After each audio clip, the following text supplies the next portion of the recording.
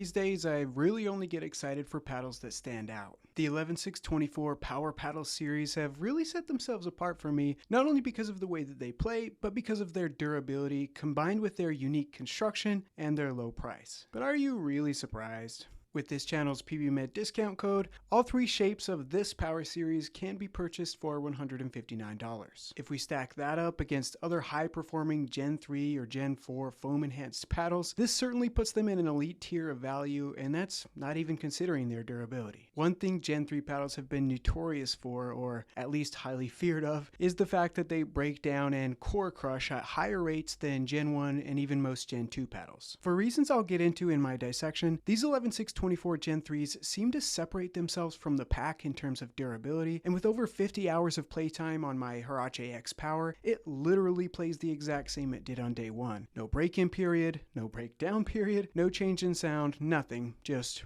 consistency. We'll get into all that stuff, including my dissection findings, and even hear some thoughts from my local paddle savants, and then talk about how this all translates into real-world gameplay. But first, let's just cover some stats and specs. There are three shapes in this series: the wide-body Pegasus Power, the hybrid Vapor Power, and the elongated Hurache-X Power. It might be worth pointing out for clarity purposes that these three paddles are part of the 9 paddles offered from 11SIX24, which include the same three shapes in the Jelly Bean construction, which are more control-oriented, the same three shapes in the all-court construction, which, you guessed it, are all-court leaning, and then these three are clearly the most poppy and powerful of the bunch. All three of these power paddles are 16mm thick, have a triple face layering of carbon fiber, fiberglass, carbon fiber, and have a pleasant handle circumference of 4.125 inches, which is a sigh of relief for people who hate fat handles. They also have a uniquely constructed core with thick-walled 8mm size cells encircled by a single thick layer of black closed-cell EVA foam.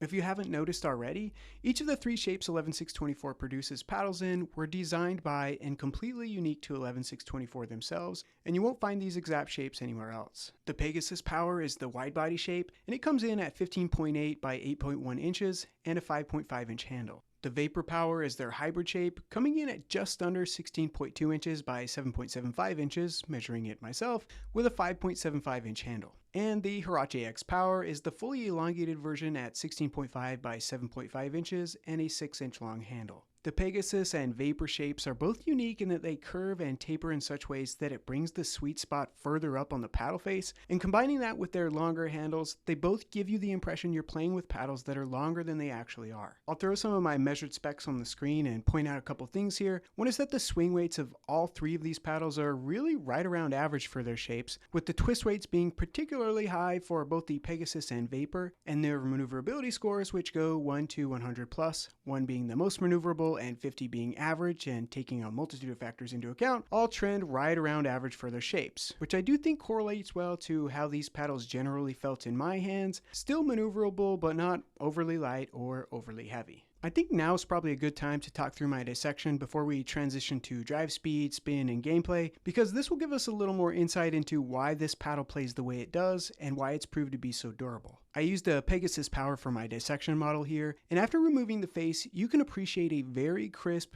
bright honeycomb core with no kinks or folds noticeable, aside from where I dented the bottom edges in with my chisel, surrounded by a single layer of black EVA foam. That foam edge measured roughly 15mm thick towards the bottom of the face and roughly 16mm thick at the top.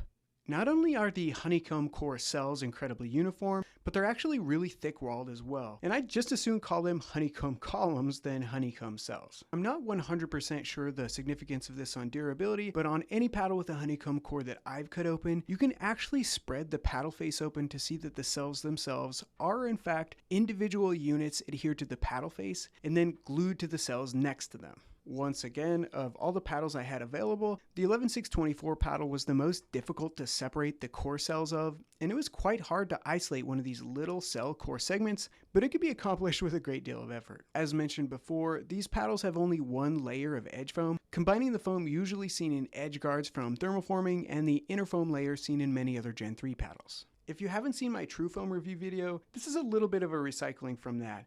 but I ended up doing a rough calculation of density on the foam in several paddles, including the 11SIX24 Power paddles, with the density of the 11SIX24 paddle being right alongside the density of the rhombus ripple. And under microscope analysis, the foam from the ripple does appear to have the most similar, almost cobweb-like appearance to the 11SIX24 Power paddles, with the foam from the pulse being vastly different and almost glazed looking, and the denser foam of the carbon true foam looking more eggshell-like, with the foam of the more dense gearbox having a much more concentrated appearance. In terms of how the foam actually feels, the 11SIX24 foam is sort of an in-between the texture of the Ripple, which is very squishy, and the Gearbox, which was barely compressible, and it has a surface feel like a slightly more coarse packing peanut. On X-ray imaging, like the ones provided here by my friend Dr. Christy Price, and first pointed out to me by Justin from Pickleball Etc., you can see that the sides of the paddle face have 2 strips of reinforcement material added, and this picture David from 11SIX24 sent me actually shows it best, which were added for stability and to reinforce the adhesion of the face to the paddle core. And on one final note of the dissection, one thing we find in some paddles directly from the factory is evidence of core crushing from paddles being pressed down into a mold that's too narrow for them, like these models seen here, which predispose a paddle to breaking and having that crunchy feeling core after hitting the ball with enough time. By comparison, the side view of this new 11SIX24 paddle is squeaky clean with no creases or folds in sight. I'm not saying it will never happen, but I think all these findings combined with my experience testing these paddles so far argue pretty strongly in favor of a paddle that's going to last a long time, and I predict incidents of core crushing in these paddles are going to be exceedingly rare. And just like that,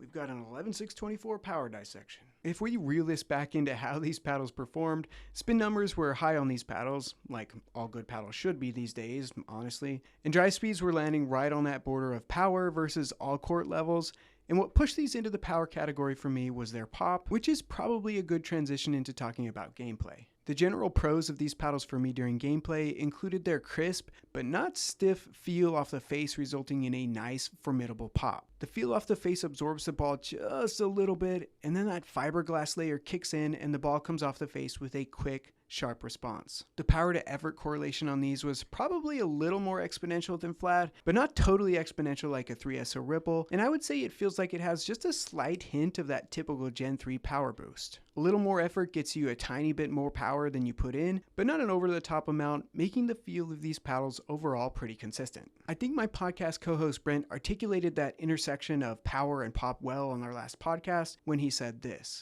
Power, to me, is low end of the power category. Pop is pretty clearly like mid-tier power category pop for me. As far as the Hurache-X Power specifically, I had my friend Jaya playtest this so we could really put the hours in and test its durability. Jaya has a background in mechanical engineering with a focus in wearable technology, and he works in product development for a medical device company. So essentially, he inspects things for a living. He himself put over 30 hours on the Hurache-X Power, which is probably more individual hours than most reviewers at this point, so I thought we could hear what he had to say about his experience with the Hurache first. So you've been playing with the Hurache-X Power version for a while now. Tell me your experience so far. So I came from a Gruvin 16X Gen 2 thermoform paddle, and the main thing that I came up to you and asked for was, I need something with like more power. Feels like I'm being left behind. And swapping to this paddle, it's been a lot poppier. It's always surprising hearing more reviews about other paddles being poppier than this, because this just feels ridiculously poppy. Yeah, like it is pretty crisp. Counters, they feel so good. The like dwell time on the ball, I didn't realize what I was missing out on in terms of feel coming from the Gen 2 paddles, but this gives such a good crisp feeling of a counter. The spin on it too, all the spin has gone up. It helps me hit shots a lot more aggressively, because without as much spin, I felt like I would pop things up trying to put too much spin on them. Otherwise, this paddle without lead is really rough. So I played it with it for maybe like 4 hours, no lead. Hitting the sweet spot feels incredible, but I would have to like be really dialed in to watch my contact for every single shot. I still do, and you get really rewarded if you hit the sweet spot with this paddle, but without lead, I mean, it's probably like just right here. Like this is it. small square. Show your LED setup for the camera there. So I have it on all around the corners. And this is only 0.5 gram tungsten, 0.5 gram per inch tungsten. Yeah. But I like just the even feel of it. And it widens out my sweet spot a lot. So especially on resets feel really good. All you have to do, it feels like a Bantam resetting, except you get a little bit more feel. Like the ball just pops right off. You don't have to do that much with it. Yeah. Okay, so I'm hearing pros for you. In summary, good spin, good crisp pop, great for counters. Cons, the sweet spot's small, and you need lead for stability. Oh, Is that yeah. right? Anything Yeah. else to add with those kind of categories? I think 11SIX24 does a good job with their paddle shapes, except I don't know why they go the 6-inch handle. I don't think you need a 6-inch handle. Okay. I think the highest you need to go is like 5.7, maybe 5.75. I don't think you need to sacrifice more paddle face. So you're saying maybe if it were your preference, more paddle face, less handle, Yeah. because most people are putting a finger up anyways. It's just a little bit more. Okay. I think 6 is Okay. ambitious, and nobody, I mean, how many times are you hitting a tui in a match, you know? Yeah, well, you a lot. Me, not so much. Other than that, yeah, it feels really great. It's really complimentary to my game, but might not be for everybody. If you feel good about your touch and you really want more counter power, that's where I would go. Okay, perfect. Well, thanks, Jay. I appreciate you testing this out, breaking it in for me. Thanks, a man. lot. Thanks Yeah. for the feedback, dude. I appreciate it. Of course. Okay, thanks, dude.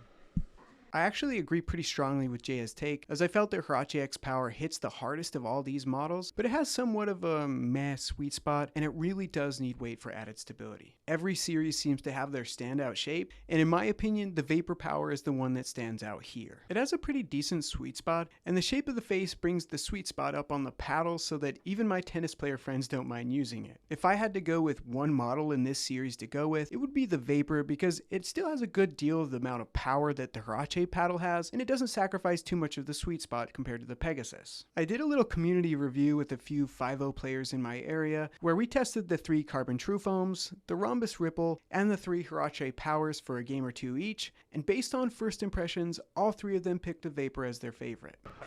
I think if I was going to take a paddle out of this bunch, it would be the Vapor 11SIX24. Don't even get me started on the names of paddles now. But Granted, this was just after one game or so each, and just initial impressions, so take that with a grain of salt, but I do think all these paddles are pretty good first impression paddles, in particular the Vapor, and the paddles in this series have a more familiar and easier to adjust to feel than the carbon true foams do. The Pegasus has the least amount of power here, as you might guess, but it did have the biggest sweet spot of them all too. It actually feels pretty whippy for its wide body shape, probably due to a mixture of its flared face and its longer, more narrow handle. I think the wideness of its face does seem to absorb the energy of the ball just a little bit more, so for me, it did feel significantly less powerful during gameplay than the other 2 models, but that's just my experience. I think if you liked last year's Monarch All Court, but want to step up in both power and pop, this is a pretty easy next step. Generally speaking, I thought control was okay on these paddles. The pop is solid but consistent, so if you can get used to a crisp pop and dial that in, you can probably control these well. But if you can't get rid of jerky movements and play more smoothly, you may have a harder time controlling these, as mentioned by feedback from my community review and from my last podcast with Pickle Farm Brent. I think it's controllable power. The pop can sometimes get you in trouble, but I think at the price point, at the durability that you've mentioned on the Hurache, like it's hard to not recommend that paddle, you know? And they look good too. Overall and in summary, I think these paddles are an incredible home run for a few reasons, including their playability aspects, their durability, and their price. If you want a crisp but not too overwhelming amount of pop, and you want a paddle that's gonna last, these are your guys. Dwell time isn't huge, so if you like the feel of a Pickleball Apes Pulse V or more of a Gen 1 or 1.5 feel like the Paddletech TKOs or the Vatic Pro Sagas, these are more on the crisp side and therefore may not be for you. That's my take on the 11SIX24 Power Paddles. I hope this review was helpful. Like always, let me know your thoughts and your questions in the comments below. If you haven't already, don't forget to hit that subscribe button, and I'll catch you here for the next one.